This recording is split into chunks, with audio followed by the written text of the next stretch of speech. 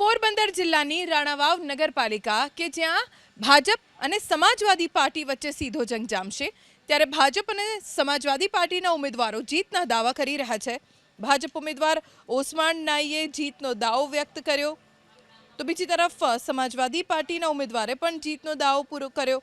જ્યારે સમાજવાદી પાર્ટીના બાબુભાઈ ગોઢાણીયાએ દાવો કર્યો કે છેલ્લા 10 વર્ષમાં અનેક વિકાસ કાર્યો કરવામાં આવ્યા.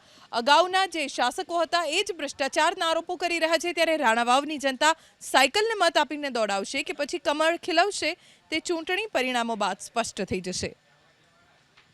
મનસુખભાઈ 4 દી પહેલા અમારી મુલાકાતે આવ્યા હતા અને કીધું જે લોકોની માંગણી હોય, જે કામ કાર્ય કરવાના હોય મને સૂચન કરજો. કોઈ સમાજ બનાવવા માટે ગ્રાન્ટની જરૂર હશે તો હું મારી સાંસદ સભ્યની ગ્રાન્ટ મારી પાસે પડી છે, એમાંથી હું આપીશ.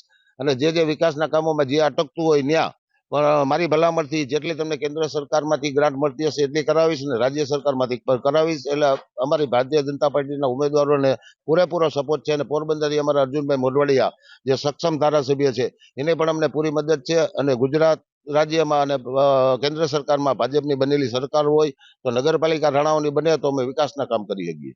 અમે કાંદલભાઈને ઓલા પ્રમાણે કાંદલભાઈને નીચે અમે ચૂંટણી લડીએ અને કાંદલભાઈએ અમને પણ એવું સૂચના આપેલી છે કે ભાઈ કોઈ કામ ઓલું ન થવું જોઈએ. એને પેલા કોઈ એક એજન્સી હતી ત્યારે થોડુંક ઓલું થયું હતું, એ એજન્સીને રાણાવાવમાં આવવાનું ના પાડી દીધું કે ભાઈ તારે રાણાવાવમાં કોઈ કામ કરવા આવવાનું નહીં, કે સારું જ કામ કરજો. અને એવી કોઈ જે ઓલું નથી કે ભાઈ ક્યાંય ફરિયાદ છે નહીં, કે કાંદલભાઈની એવી સૂચના છે કાયમના માટે કે કોઈ મને ફરિયાદ ક્યાંથી આવવી ન જોઈએ. અને અમે આલુ ફેરે એવું કહ્યું કે અમારી બોડી આવી છે તો અમે એક ફરિયાદ પણ ક્યાંય આવવા નહીં દઈએ, એને હું જવાબદારી આપું છું.